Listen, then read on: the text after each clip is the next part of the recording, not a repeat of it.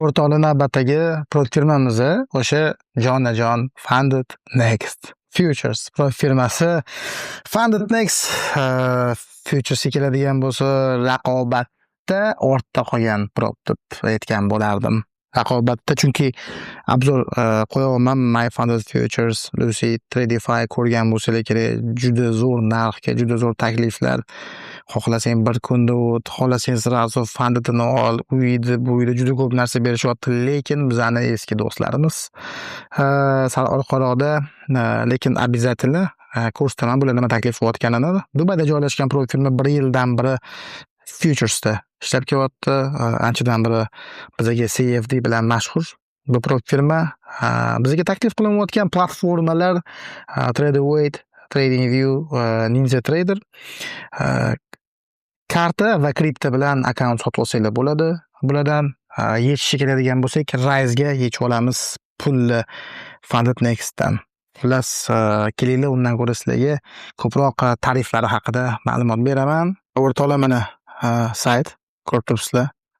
The prop that makes futures rewarding and trusted deb chiroyli qilib saytlarni yasab, akkuratni qilib qo'yishibdi. Tak. Mana xo'sh, o'rtoqlar, Funded Next Futures birinchi bo'lib bozorga kirib kelgan paytda juda qiziq holat bo'lgan. Shu kungacha bu Funded Next Futures o'zi industriyada, ya'ni futures proplar dunyosini razvorot qilgan proplardan bittasi desak bo'ladi. Nimaga? Chunki bular kirib kelgungacha bozorda futureslarda doim oylik to'lov bo'lgan. Ya'ni $50, $70, $80 oylik to'lov bo'lgan. Bular kirib kelganda yo'q degan.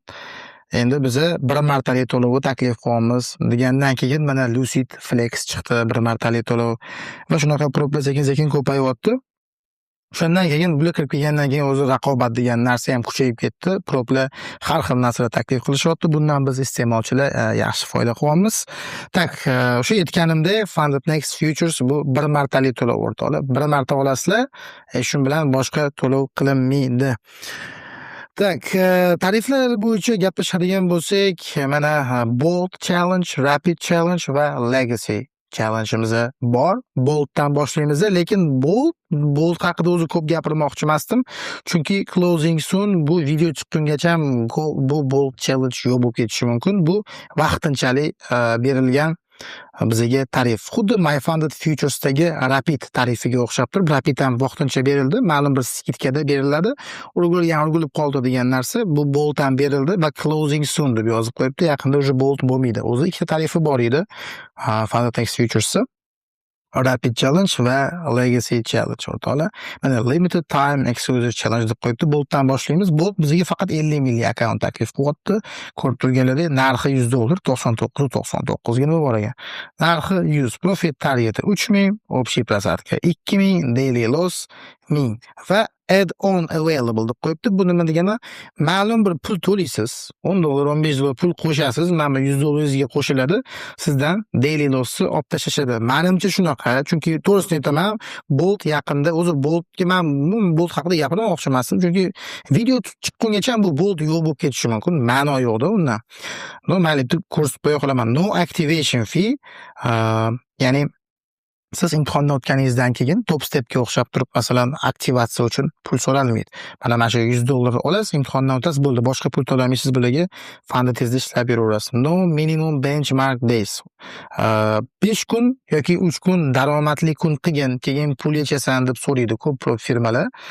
Payoutga kelganda, ya'ni Funded olganingizdan keyin pulida unaqa narsa yo'q. One time fee, bir martalik to'lov, oylik to'lov emas. Bir marta $100 ga olasiz, xohlasangiz 4 oyda o'tsangiz ham sizdan boshqa hech kim hech qanaqa pul so'ramaydi. Consistency rule, add-on available deb qo'yibdi. Add-on degan, o'zi add-on so'zini eslab qolinglar. Add-on deyilyaptimi?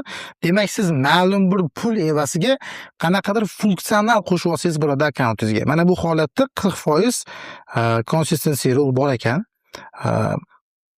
Challenge account only, faqat shu imtihon paytida, menimcha add-onda siz manimcha emas, aniq add-on, ya'ni qanchadir pul to'laysiz, $14 mi, $15 pul to'laysiz, imtihonda ham sizni consistency'nizni olib tashlashadi. Bu degani juda tez imtihondan o'tib ketsangiz bo'ladi, ya'ni bir kunda bitta zilkada o'tib ketsangiz bo'ladi. Faqat to'lov orqali, to'lov qilmasangiz 40% qilishingiz kerak. Reset fee bor bizda, reset fee'imiz $88 bo'lyapti. Add-ons for Bolt, daily loss yo'q va consistency yo'q. Deal what'da. Boltda shunaqa gaplar. Faqat Boltda 5 marta payout qilganingizdan keyin akkauntingizni yopib qo'yishadi. Просто tak futures firmalarining hammasida 5 marta, 6 marta payout qilganingizdan keyin ular sizga payout qilishingizni cheklaydi. Ya'ni 1,5 ming beraman, 3 ming beraman deb boshida cheklaydi. Bu 50 minglik akkaunt uchun aytilyapti. Xuddi shunaqa 1,5 ming, 2 ming, 3 mingdan 6 marta, 5 martagacha yechganingizdan keyin, undan keyin ular sizni o'zi etaplarni aytadigan bo'lsam, birinchi bo'lib turib eval deydi, evaluation, ya'ni imtihon. Undan keyin sim funded. Sim funded bu funded, ya'ni pulingizni olasiz, lekin real bozorda savdo qilmaysiz, demo pullar bilan savdo qilasiz. 5 marta payout qilguningizgacha. 5 marta payoutingizni ular o'zini cho'nchigidan ko'taradi va sizni test qiladi. Qani bu 5 marta payout qila oladi $3,000 degandan keyin siz qilganingizdan keyin siz bilan intervyu qilib sizni live ga o'tkazishadi. Hamma firmada shunaqa. Даже Funded Next o'zida ham shunaqa, lekin imенно Bolt sotib oladigan bo'lsangiz 6 marta 1,5 mingdan foyda qilganingizdan keyin imенно 50 minglik akkauntda, bu Bolt boshqa 150 minglik akkauntdan taklif qilmayapti. Shunchaki akkauntingizni yopib olishar ekan. Bolt. Shu tomonlari bor. Men Boltni qonun qoidalari zo'ru, mana add-onlarni hisobga olmaganda. Men Telegram kanalga obuna bo'lganlar biladi, Bolt haqida ma'lumot tashlaganimda add-onlar, qo'shimcha to'lov qilish kerakligi haqida ma'lumotim yo'q edi va bu akkaunt yopilib ketishi 6 ta payoutdan keyin u haqida ma'lumotim yo'q edi va shuning uchun menga juda ham jozibador ko'ringandi. No, hozirgi faktlar bilan oladigan bo'lsak, bu Bolt taklifi unchalik aktual taklif emas. O'zi aslida nimaga yopilib ketishi bo'lgani uchun deb hisobladim. Menda bu ma'lumot yo'qligi uchun men Boltga maslahat bergan edim. Kuzatganlar biladi Telegram kanalida. No, keyin yopilib ketadigan bo'lsa nima logika bor bunda deb o'yladim. Shunda ham qarang. 6 ta akkaunt sotib olsangiz bo'ladi. 6 ta akkaunt sotib olib turib, siz yopilib ketgungacha siz dunyoni pulini olsangiz ham bo'ladi. Agar men kerak emas, men har bitta payoutni masalan $1,5 ming dan 6 ta akkauntga berasiz. $1,5 ming 6 ta akkauntga berasiz va shu narsani 6 marta takrorlaysiz. 6 marta takrorlaganingizda, masalan $1,5 ming 6 ta akkauntga beradigan bo'lsangiz $9,000. 6 marta takrorlaydigan bo'lsangiz, bo'ldi. O'shandan keyin o'sha akkauntingizni sizni yopib qo'yishadi. O'sha yetadi menga deydigan bo'lsangiz, o'sha summa ham katta summa bo'ladi. Yetadi deydigan bo'lsangiz, mana marhamat Boltdan foydalaning. Undan keyingisi Rapid o'rtoqlar. Rapidda bizda 25 ming, 50 ming va 100 minglik akkaunt taklif qilinyapti. Rapidda agar hech nima o'zgarmagan bo'lsa, mendagi bor ma'lumotlar bo'yicha bir kunda imtihondan o'tsa bo'ladigan va eng tez payout qilsa bo'ladigan firmalarning bittasi Rapid hisoblanadi. Tak 50 minglik akkaunt $200 turadi. Skidka ko'rayotganingdek bu yerda deyarli skidkalar berilmaydi Funded Nextda. $200 turadi akkaunt, profit target 3 ming, prosatka 2 ming, daily loss yo'q, activation fee yo'q, no benchmark days, boyaga aytganimdek minimum savdo qilish kerak bo'lgan kunlar yo'q deb ko'rsatilyapti. Hali yana payoutga o'tganda ko'ramiz. One time fee, bir martalik to'lov $200 ga olasiz, boshqa to'lamaysiz. Salkam CFD bilan bir xil summa chiqyapti-da. Akkaunt qimmat. Imtihon paytida 3 ta mini, 15 ta mikro olsangiz bo'ladi. Juda ko'p firmalar 3 ta miniga ruxsat beryaptimi? 30 ta mikroga ruxsat beradi o'zi aslida. 10 barobar bo'ladi shunda. No, burada boshqacha ekan. 3 ta mini beryapti yoki 15 ta mikro beryapti. Imtihonda Fundedga o'tganingizdan keyin ko'paytirib berishyapti. 5 ta mini yoki 25 ta mikro. Consistency Rapidda bor. Funded accounts only. Aytdim mana, consistency faqat Funded Next accountlarga. Funded Next account degani bu funded qilingan, realga o'tgan account. Ya'ni shu imtihondan o'tganingizdan keyin sizdan consistency bo'ladi deb aytyapti. Imtihonda yo'q demoqchi. Jaydarroq qilib tushuntirganda, imtihonda yo'q, xohlasang bir kunda 3 ming qilib qo'ysang bo'ldi, ertaga Fundedni olasan demoqchi. Lekin imtihondan o'tganingizdan keyin 40% consistency bilan ishlashingiz kerak. Reset fee $176 bo'lyapti. Ozgina arzonroq bo'ladi. O'zi shunda logika ham Shunaqa bo'ladi o'rtoqlar. Endi legacy tarifi u bizga nima taklif qilyapti? Legacy tarifi arzonroq. $50 ga arzonroq, ya'ni $150. Profit targeti ham osonroq. $2,500 bo'lyapti.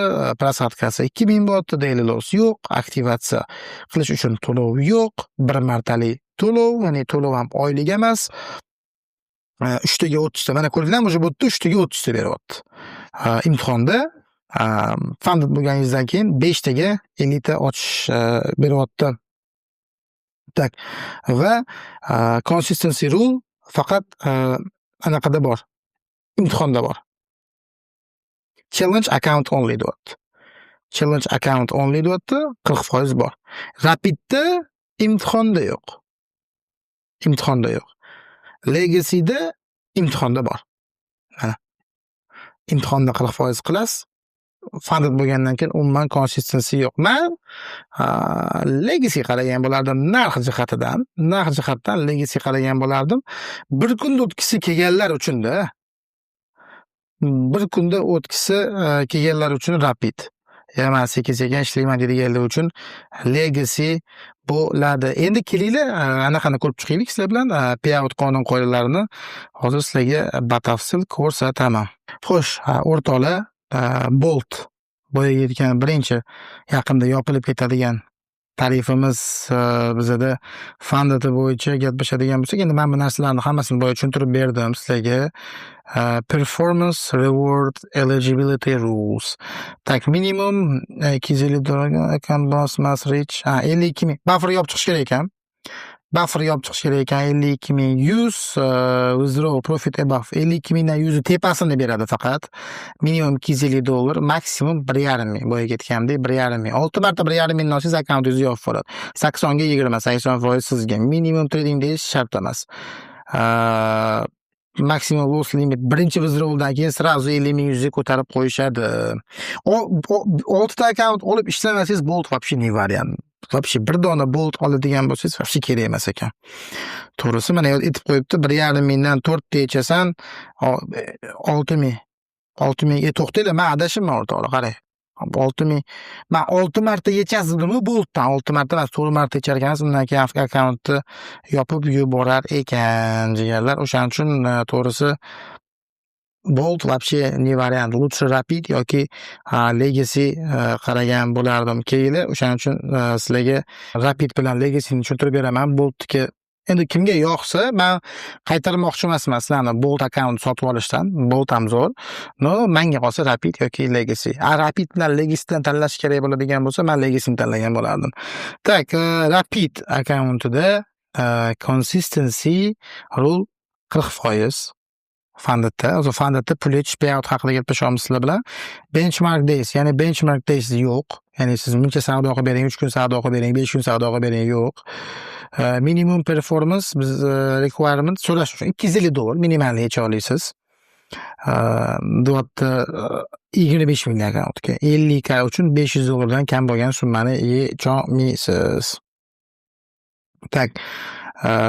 Rapidda har 3 kunda pul yecha olasiz. Masalan, o'sha consistency rule 40% qilib qo'yadigan bo'lsangiz, har 3 kunda pul yecha olasiz. 3 kun savdo qilishingiz kerak baribir. Daromadli kun emas u, daromadli kunga kirmaydi. 3 kun savdo kuni. Daromad qilishingiz shart emas. Rapidda o'shaning uchun aytdim, Rapid bu pul yechish uchun eng tez tarif Rapid hisoblanadi o'rtoqlar. Rapidni olib bosib olsanglar bo'ladi. Tak, Futures Legacy Funded Next Account. Legacy keladigan bo'lsak, Legacy'da ham Fundedda consistency yo'q o'rtoqlar, mana. Consistency yo'q. Benchmark days bu yerda 5 kun bor. 5 kun bor. Boya bu yoqda benchmark days Legacy'da ham yo'q deb ko'rsatiladi, lekin Legacy'da benchmark days bor.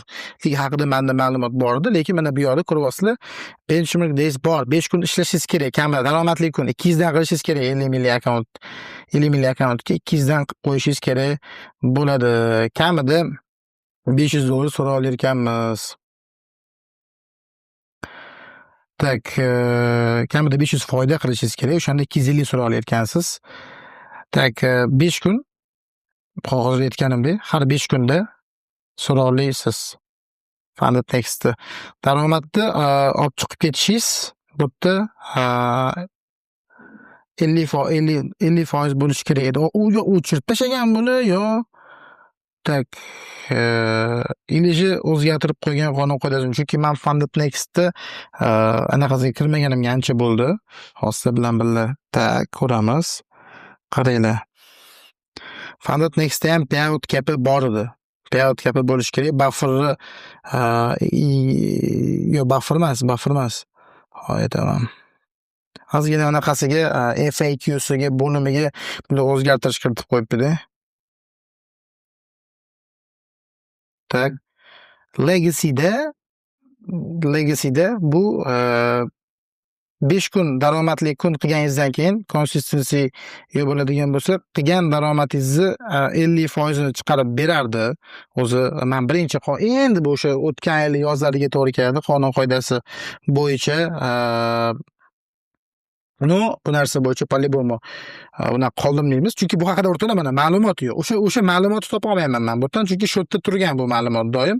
O'sha ma'lumot hozir yo'qligini hisobiga buni men описаниyaga mana shu videomizni, Funded Next Futures videosini описаниясida o'rtoqlar kirib ko'rsanglar, men videodan keyin topib qoldirib qo'yaman. Ya'ni o'sha Rapidda va Legacy'da birinchi yechayotganda payout cap'i necha pul? Chunki payout cap bularda aniq bor. 50 ming dollar foyda qilib qo'ysangiz, Fundedda sразу 50 mingingizni berib yubormaydi. Birinchi yechganda 2,5 ming, 3 ming, 4 ming degan narsa boshqa proplarda ham ko'rsatilyapti. Xuddi shunaqa narsa bularda ham bor va o'shani shu videoning описаниyaсida qoldiraman. Chunki hozir siz bilan o'tirib, buni ham qidirib o'tirgim kelmayapti o'rtoqlar. Chunki u ma'lumotni hozir topib, undan ko'ra yozib qo'ya qolganim tinchroq deb o'ylayman. Funded Next bo'yicha xulosa qiladigan bo'lsak, o'rtoqlar yomon emas, lekin bir martalik to'lov beryapti.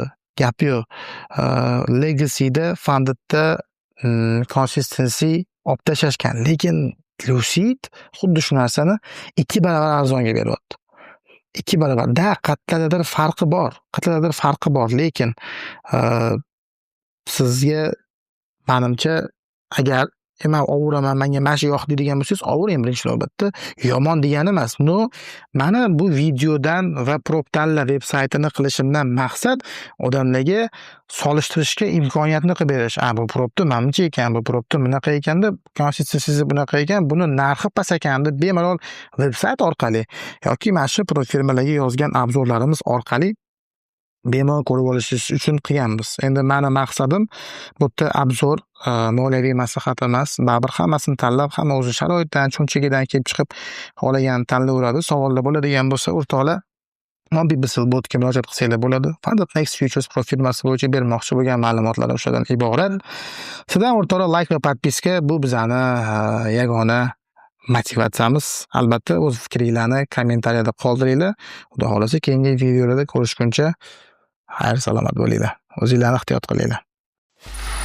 Free audio post production by alphonic.com